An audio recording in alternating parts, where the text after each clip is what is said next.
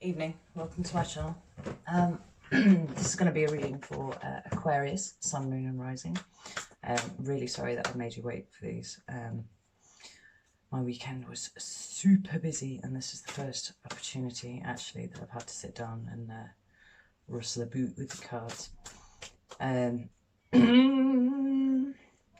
Few things first. If the message doesn't seem to fit your current circumstances, don't make it fit. Like, there's an awesome reader on YouTube called Aquarian Insight, interestingly enough, and she always opens her videos with an intro, but in it she always says, never give up your power to a reader, and that's absolutely the case. So the power that you have here is to take or leave this reading if it doesn't speak to you. You know, don't try and manipulate it to fit your circumstances if it doesn't. That said, if you find that there is no message for you in here at all, try checking out the videos for your moon or your rising sign, because sometimes we resonate with those a little better, because your natal chart is actually quite extensive and the sun sign is only like a sliver of that. So yeah, if you want a personal reading, email in the description box below. Get in touch and we can take it from there. And yeah, I think that's everything. So I'm going to pull 3 cards, and that's going to pull be the framework of your reading. And then I'll use a different deck to pull additional cards to get some detail. And the idea is we're going to have a look at a situation which may be taking up some of your time and mental energy during the month of July. Yeah, so I hope it helps. It is general, so you know, some bits might fit, some bits might not. If you can't take the whole reading, it doesn't mean that there isn't something in there for you. Yeah, that's it, I think. So let's go. Aquarius.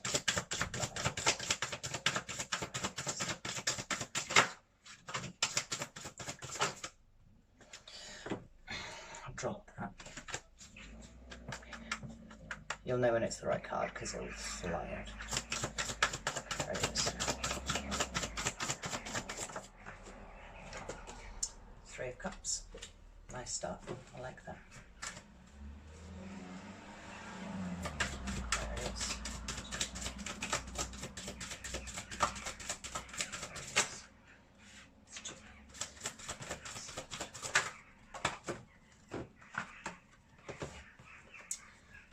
The 7 of Wands. Interesting. Really like to see an air card now. We've got water and we've got fire, but no air. Aquarius.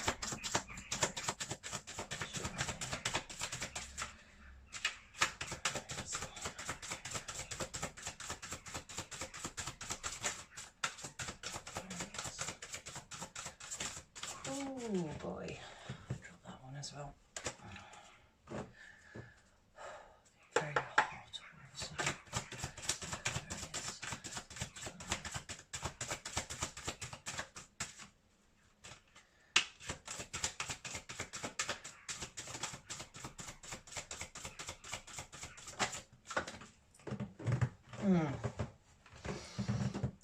And we have the 10 of Wands.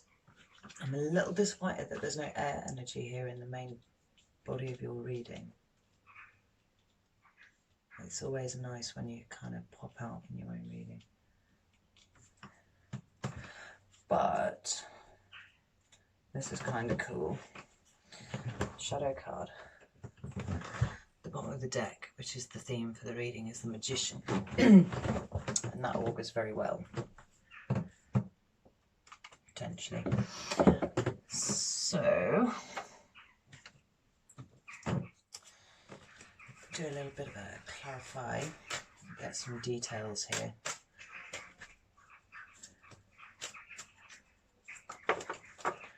hopefully some air energy might start coming out in those clarifiers.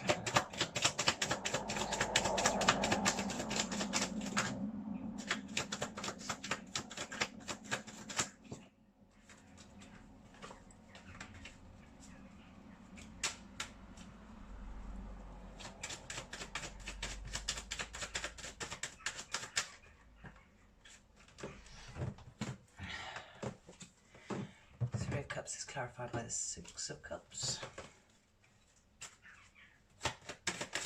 Water again. And 3 of Cups.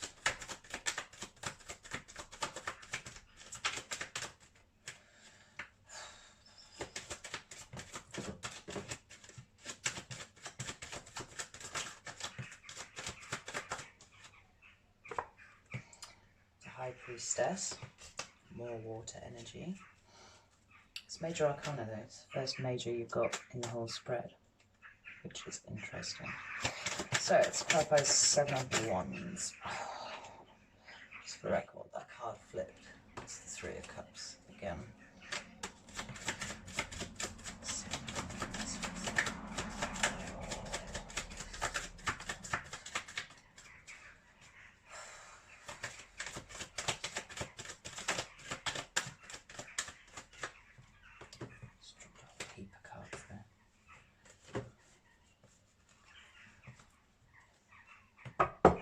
It's really funny that the cards aren't really that enthusiastic about talking. Like the High Priestess was literally the last one that came out. Right, why is the 7 of Wands here for Aquarius?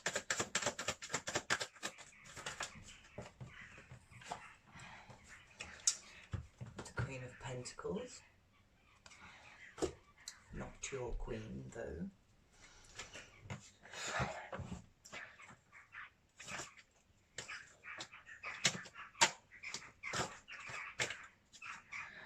Another card for the 9 of Wands. Let's see.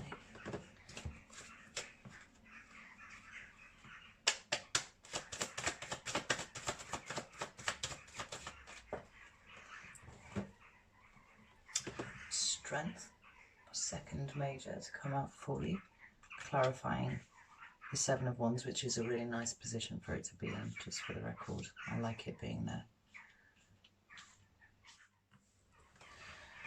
And then we need some clarifiers for the 10 of Wands.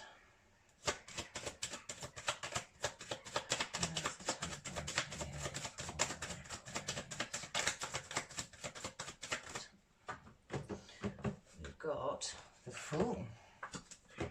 Awesome. That's an excellent card to follow the 10 of Wands. And it's a major.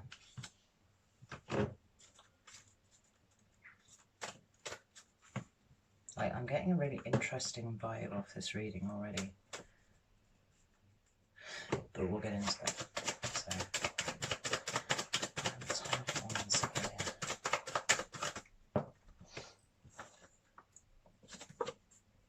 And the 4 of Wands.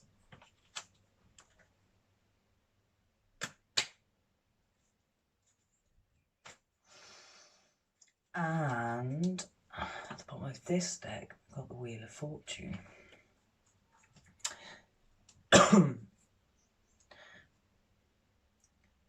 This is a really positive reading. But straight from the off, I'm slightly baffled about the fact that you don't appear in it at all. Like, not even a bit. There's certainly no Aquarian energy here, but there's no energy, air energy, full stop. There are no swords, which is interesting.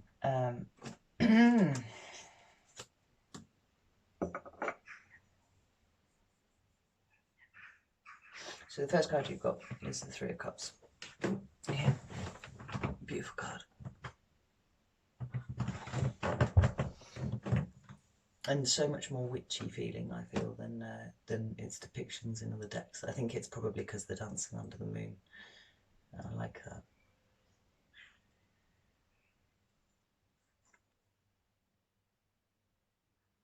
They're celebrating something, whether that's friendship or, you know, something specific. The energy is very light. Or rather than the moon, I'm kind of drawn to their feet, or at least the ground beneath their feet.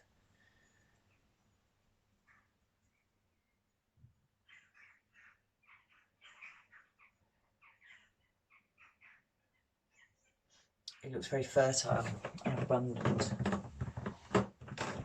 Look at the leaves and things all down there, you know.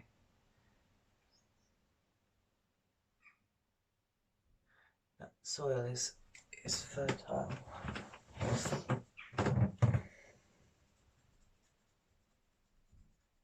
And they're dancing on the fertile ground. It feels stable, this. Very stable.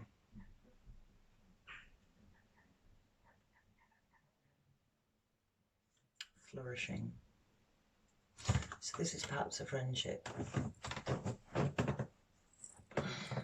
with a number of people, a group, possibly, and quite likely just women, I would think.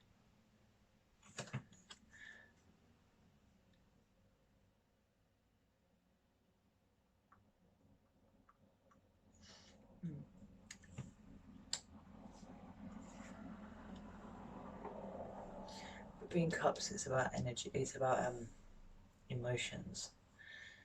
It's emotions coming out because it's a 3 rather than a 2, which is very much inside. It's a 3, so it's an external expression of an emotion felt inside. And yeah, very joyous and very lovely. And the next card is the 6 of Cups.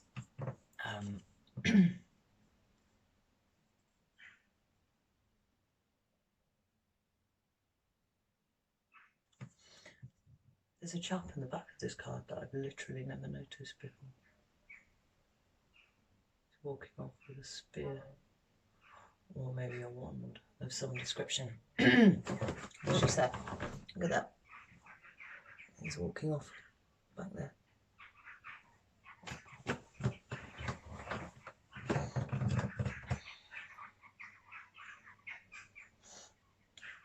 I usually read this card to mean soulmate, to refer to some sort of past life kind of energy. But as with this card, like, I'm drawn to the ground and the flowers and the man walking away at the back. It's abundant.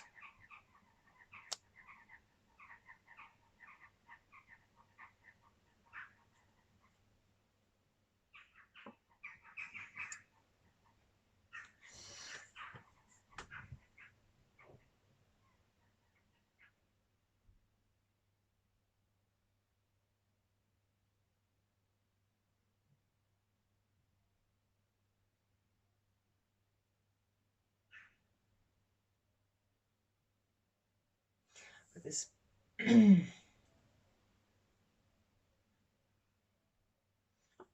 this is about children, and the light on the building is bright, in stark contrast to this card.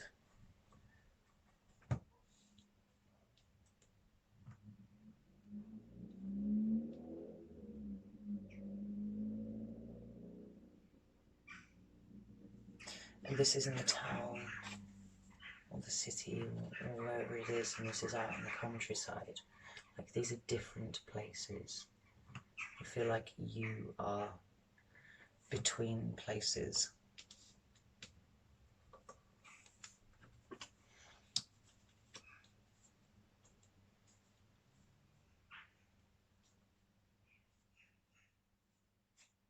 You have a set of friends in one place, and you have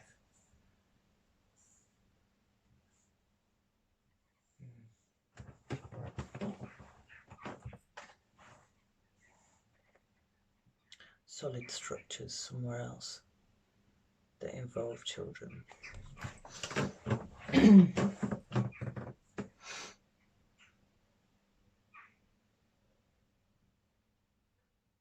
the High Priestess is here, and she's the card of Pisces, I believe. And she's number 2. And it feels interesting that this is another 2 that's appearing here for me. I don't know if you quite follow, but you've got 2 places, dark place and a light place. There's a duality here. So you've got dark, light, you've got town, you've got country. 6 is double 3. A lot of shit like that. And the High Priestess is number 2. Right, so there's a little numerological pattern emerging here. And I feel like the High Priestess is you, is your energy here. The High Priestess is awesome. And she's the keeper of all knowledge, and she's the keeper of secrets. And she's sat with her back to, she's got this kind of weird pomegranate kind of like thing hanging up behind her. It's a really badly patterned cloth, if that's what it is. But if you can see between the pillars and the hanging tapestry, whatever it might be, there's actually a scene of water behind there, right? And that water is still and wide and looks to be very deep.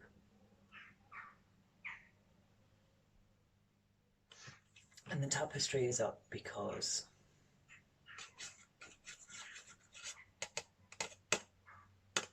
she doesn't share the information.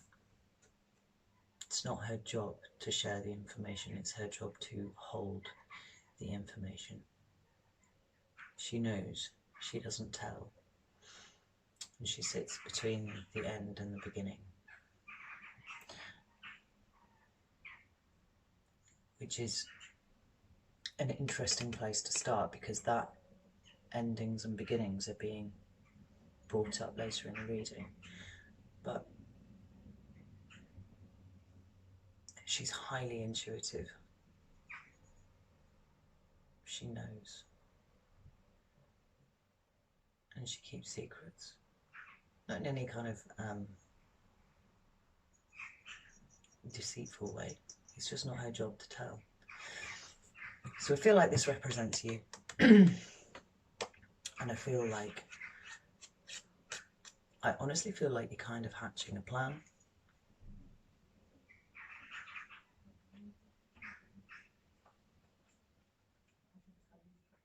I did a guided meditation before I started this video, as I've started to try and do daily now, and it's a very specific one. And it's all about making sure your chakras are open and aligned and grounding yourself. It's actually really, really cool. I really, really like it. But the particular chakra that I choose to work out of is the heart chakra. Part of the guided meditation asks you to visualize an equal armed cross in the front and the back of your heart chakra. And I'm like really amused to suddenly notice that there, over her chest, she has an equal armed cross. I'm so sorry, Aquarius. So my phone decided to run out of storage, and I've just had to spend the last 20 minutes deleting my entire life for the last 6 months off the phone to encourage it to allow me to record some more. So I can't quite remember where we got up to.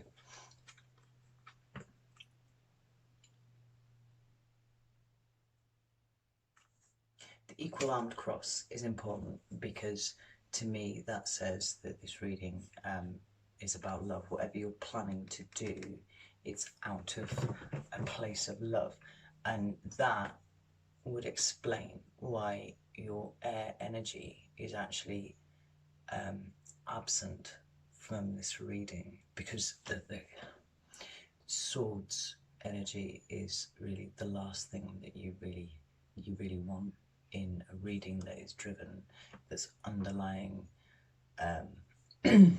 drive is love. So suddenly I'm not panicking about that at all now. Whatever you're planning to do, it's pure, but you're sitting on it at the moment. And you're sitting on it at the moment, I think, because of the next card, and the next card is the Seven of Wands. Here, I'll show you. And the Seven of Wands is about being defensive.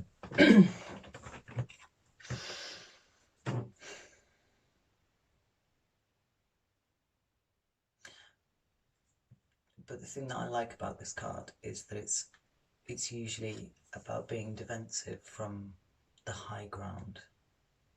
You're defending something important that you believe in. Like all these ones that are attacking this dude, they're coming from below. And he stood at the top, and he's standing in water. I mean, it's not just a bit of water either, it's, you know, it's moving, it's flowing. Bearing in mind that I've now decided that this, whatever plan this is that you're hatching, comes from a place of love and emotion, and pure love and emotion, and that's important, then you're expecting whatever it is that you're planning to do to both cause a torrent of emotion from someone else, and the someone else is the person from whom I think you are currently keeping this idea, this plan that you're sitting on.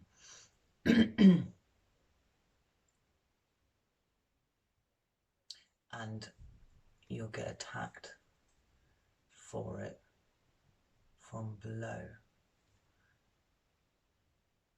from people whose ground is lower than yours. The card to clarify that is the Queen of Pentacles. I think of all the queens, the Queen of Pentacles is the mother. She's the nurturer. Like some might say it was the Queen of Cups, but I find the Queen of Cups a little bit too wet to have any kind of...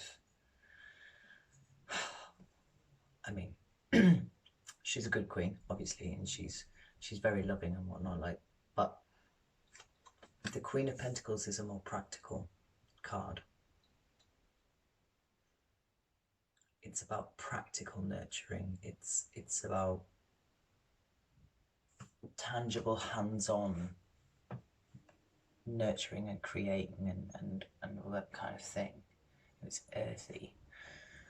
And water, Queen of Cups, can be a bit like, well, a bit wet, really. She loves, but I mean, she also is quite dreamy. She's not very practical. This queen's really practical. She's super practical. And she creates, and she's abundant. And I think she's the closest queen to the Empress. She's like a lower echo of the Empress. And although the Empress embodies all of the queens, I see them both as very earthy energies. And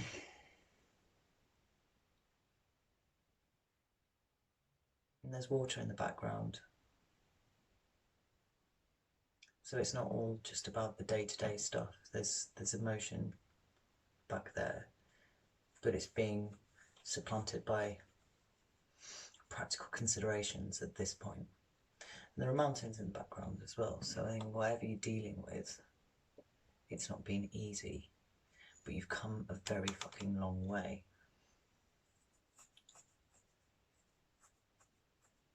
And again, there are flowers blooming all over this card. And there are pomegranates on here, which are like fertility, like totes fertility, which kind of feeds into the mother vibe. And then we've got children over here.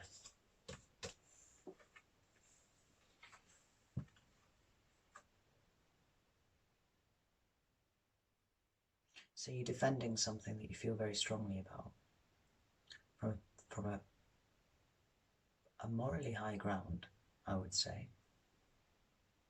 You prepared for a fight, but you have a practical plan, which is really good because we've got the internal, which is the High Priestess, which is very watery as well, to be fair. And then we've got practical, hands-on plan, and it's clarified by strength. And I can't think of a better card that I'd like to see clarifying the Seven of Wands than strength, because it's not only have you got a position to defend, not only are you going to defend that position, but you've also got strength behind you to do it. And this is inner strength, it's not outer strength, because she's not, have a look there, no, she's not wrestling that lion. She's not got it in the headlock. And there's flowers and mountains. Okay, yeah, she's not physically dominating this lion. She's making the lion do what she wants by treating it well, by nurturing it, by looking after it. And it wants to please her, you know.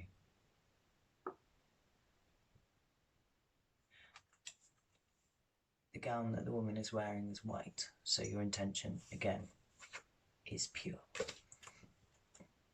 There are mountains in the background. The strength that you have to defend this position it's been hard. It's been hard to get to this point here. You didn't just wake up one day and go, I'm good, I'm gonna fight lions. That's not what this is about. You've overcome quite a lot of things, and it's built your character up to a point now where you don't have to risk yourself by, you know, trying to put lions in headlocks to fortify your position.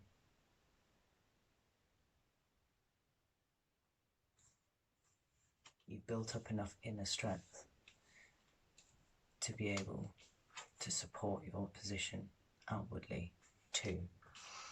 And the final card is the Ten of Wands. Now, it's another one of the Wands cards, so we've leapt from the 7 to the 10.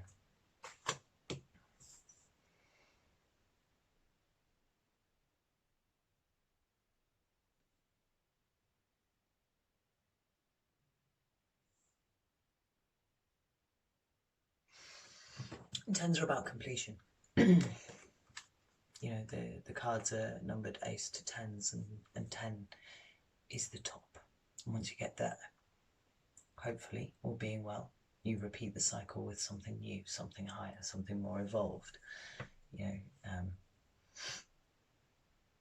like standing on the shoulders of giants. You know, you improve upon what you've done before by using the lessons that you've learned in the previous cycle. And the Ten of Wands is card of burden. So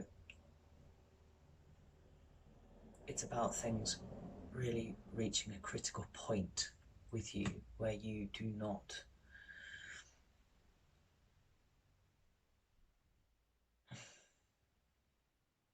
see, I don't think it's that you can't carry the burden anymore, because the man's carrying it.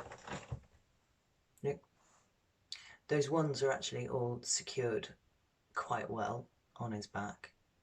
he's not going to drop any of them anytime soon. Like the ride away ones, they're kind of all over the shop, and it looks like he's going to, well, look, they're going to start sliding out and stuff really soon. This card doesn't look like that. The bundle's tied securely, and he's off doing his thing. But it's heavy work. You can do it, but you don't want to do it anymore. And soon you're not going to have to, because it's the 10.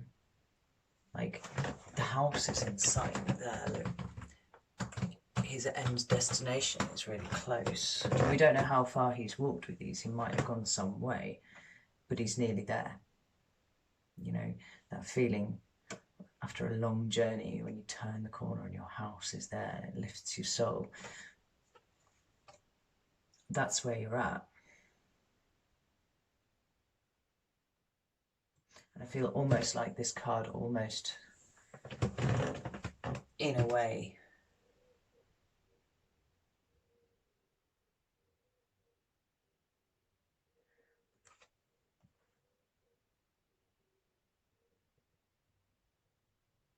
no, scratch that.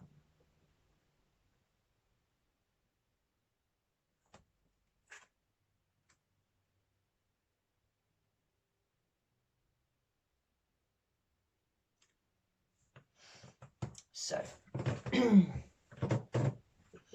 the fight that you're anticipating, that you've got on your hands with the 7, whatever plan it is that you're intending to carry out,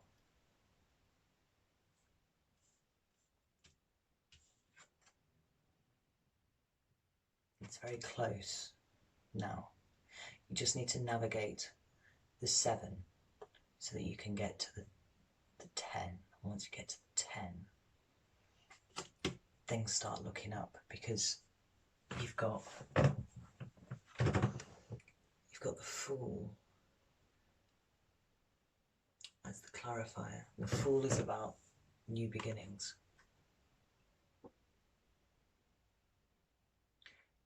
It's about a trust so pure that it almost transcends the boundaries of trust, in so much as it's not a conscious decision to trust or not to trust.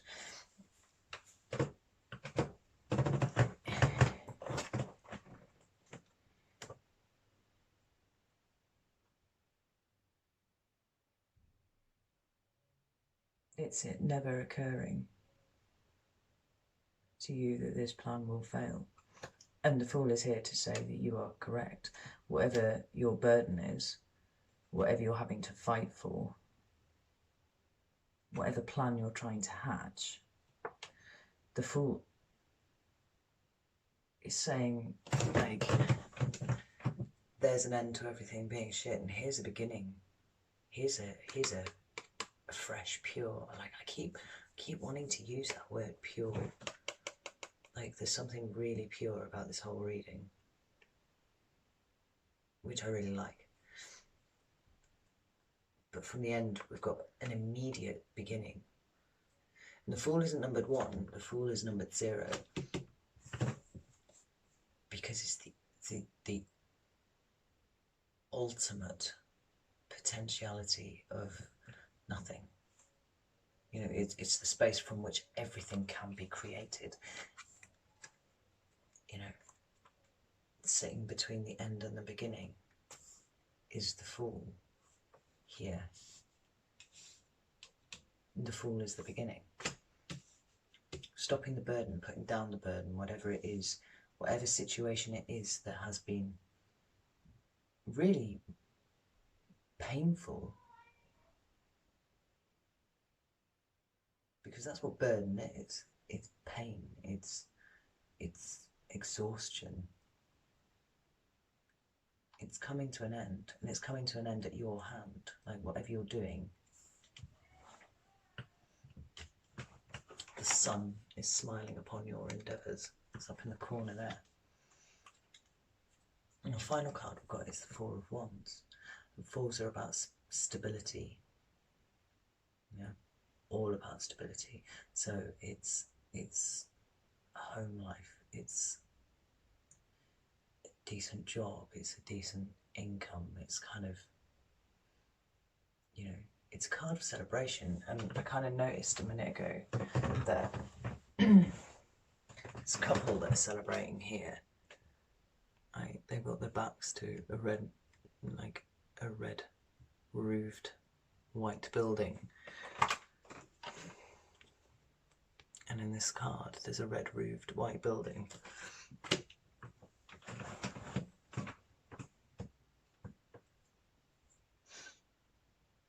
You're wanting to create something stable, and it's so very close.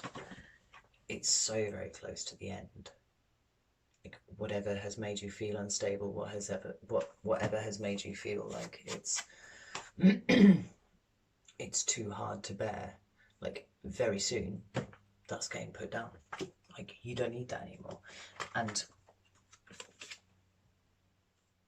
you have the Fool that sits between the end and the beginning, and your beginning is the Four of Wands. Like, it's beautiful, it's celebration. And there are flowers in this fucking card here. There are in fact fucking flowers everywhere. Like, I'm seeing the flowers on every card.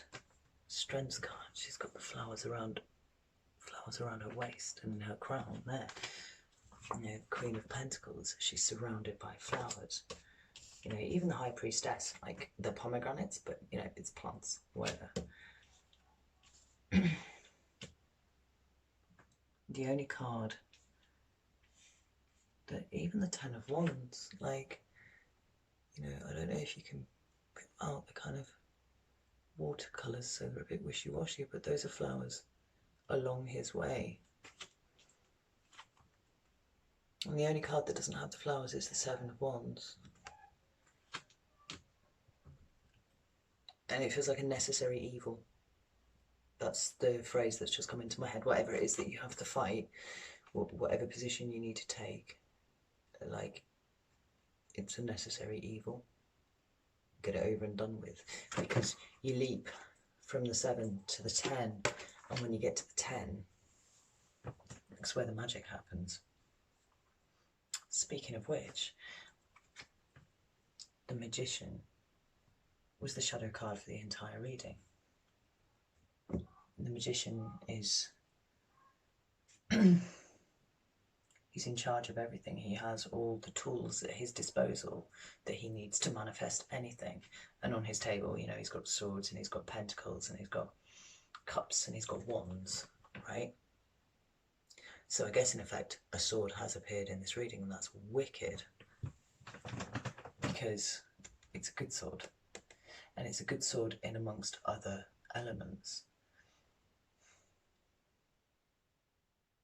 Like, Aquarius is all about the thinking. Thinking. It's all up here, all of it. All this reading says is, for once, you're putting your natural Aquarian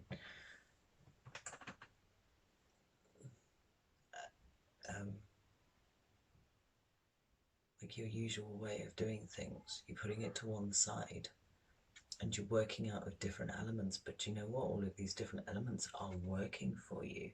You've put them together beautifully and in the right order. He's also the counterpart to the High Priestess, inside, outside. Whatever plan you're coming up with, whatever it is you're plotting. And I feel like plotting's the wrong word. I feel like plotting has pejorative overtones that don't really suit what it is that you're doing right now. What it is that you're doing is creating. You're creating a situation, the ultimate result of which is this beautiful combination of cards at the end. And the purity, flowers everywhere. You know, this is This is a wonderful reading.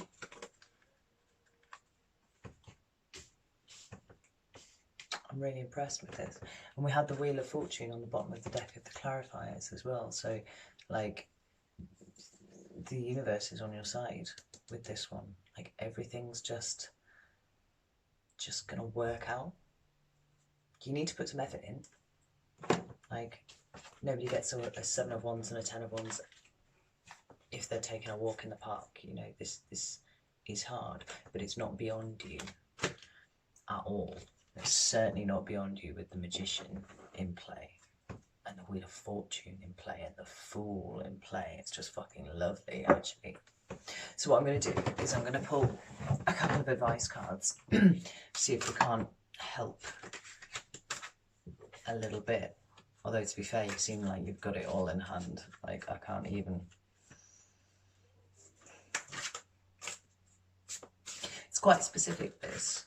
I mean, all of my reasons have been quite specific, interestingly. I'd really love to know, once you're in a position where you can reveal this, like, because I get that it's a secret and everything, that's fine.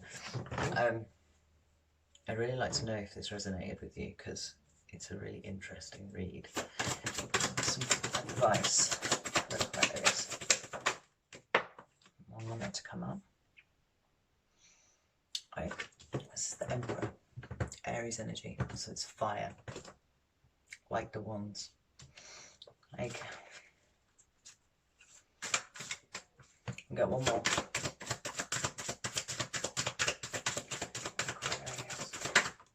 Ooh. Yeah, so you've got the Emperor and the Eight of Swords reversed. Take charge. Don't worry. Like, the Eight of Swords is about being trapped inside your own mind. It's come out in reverse. It's fucking wonderful. Like, you're not trapped in your own mind anymore.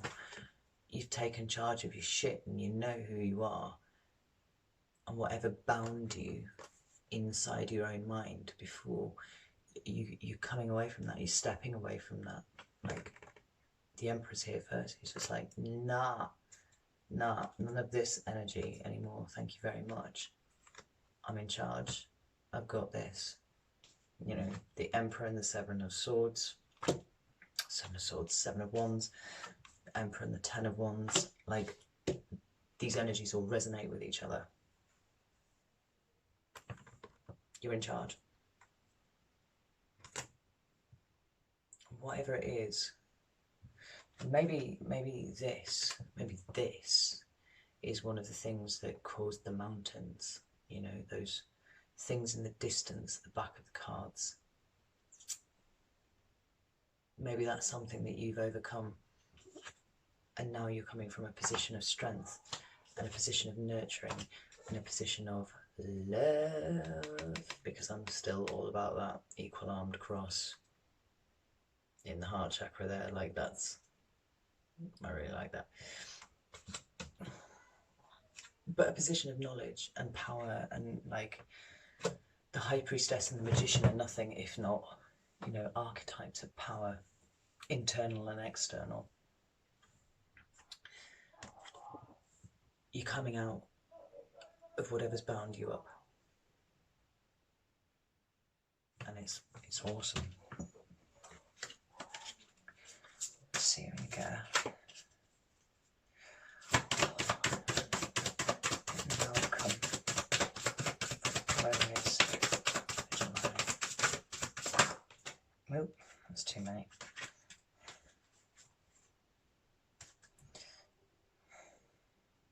I mean, it's too many, but I'm going to take them anyway, because what you've got is the Ace of Swords, the Three of Wands, and the Ace of Pentacles.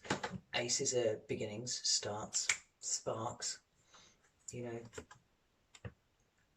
It's truth, it's honesty, it's integrity. The Ace of Swords. The Ace of Pentacles is the start of something practical. It's a new thing. It's a new start with a tangible result, like something you can put your hands on. And then you've got the Three of Wands. Like, and the Three of Wands is, it's about making plans.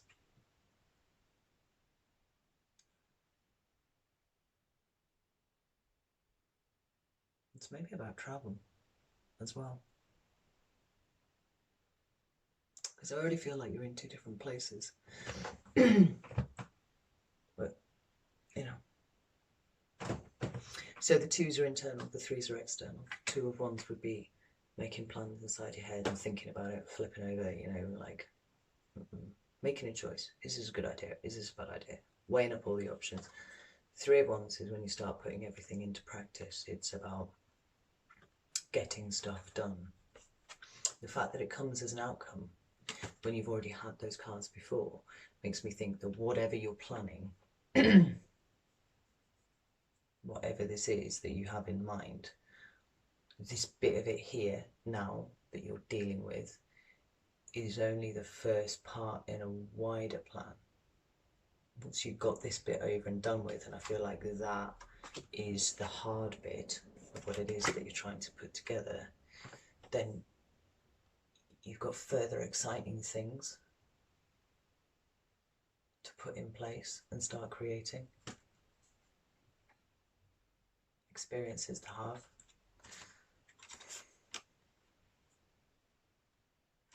But you've got so many new starts, you know, I mean, the Ace of Pentacles can sometimes be new work, a new job, a new house, new shiny toys, you know. Whatever it is, it's something you can touch with your hand. And the Ace of Swords, whilst being all of the things that I mentioned before, can also be about new ways of thinking about things. Clarity, understanding, and all are things that help you plan further. This is really cool, I really like this. I've had a few signs that just haven't appeared in their readings, and it's bothered me. It's bothered me a lot. I'm not bothered. Like, I'm not bothered here. You've stepped outside of what you know, outside of what you're familiar with. And you've tried something else, and it's working. You're not there yet, but you're very close. And I respect that. Yeah. Okay. So I'm going to leave it there. Like, if you want to shoot me a message and kind of say yay or nay, you know, or leave a comment or whatever, that would be awesome. Because I really like, you know, hearing from you all. I've been deluged with messages in this last week, and it's just been the most beautiful thing. I've loved it. I really have. If it's too personal for you to go into and you don't want to share, then just, you know, put a like on the video or something. Let me know that I've you know, hit the mark with someone. Yeah, best of luck, Aquarius. I really like where you're going with this. I'll see you next month.